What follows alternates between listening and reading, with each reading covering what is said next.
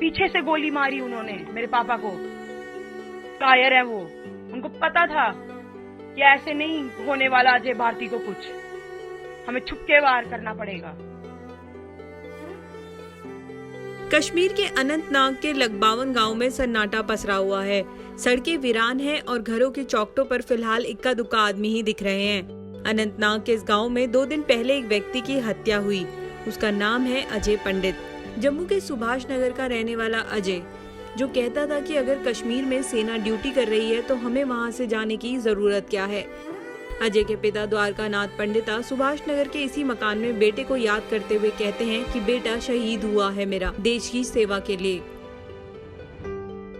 अजय की हिम्मत की कहानी लगबावन गांव के हर बच्चे की जुबान पर है। दहशत के दशक में पिता द्वारका नाथ पंडिता के लाख मना करने पर भी कश्मीर लौटने वाले अजय चाहते थे कि घाटी में पंडितों को फिर वही जगह मिल सके। यही कारण था कि विस्थापन की त्रासदी के बावजूद अजय ने बैंक से लोन लिया और जिंदा किए अपने बाग और मकान के कमरे। अजय के पिता द्वारका नाथ 2 रोज पहले जब अनंतनाग से जम्मू लौटे तो साथ में बेटे का शव था।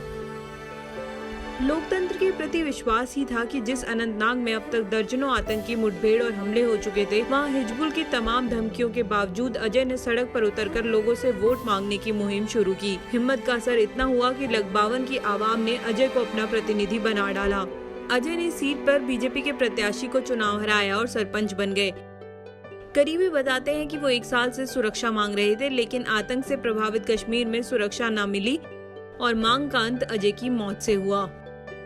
अजय कहते थे कि वो देशभक्त हैं, इसलिए अजय पंडिता की पहचान अनंतनाग में अजय पंडिता भारती के रूप में हो गई थी। हालांकि अजय की असंतुष्टि इस बात से जरूर थी कि सरकारों ने सरपंचों की मदद नहीं की और वो कई बार ये कहते थे कि सरकार ने सरपंचों का चयन कराया है पर इस्तेमाल भी कर रही है। लेकिन सबके बीच सरपंचों पर कितना खतरा है इसकी जानकारी किसी को नहीं।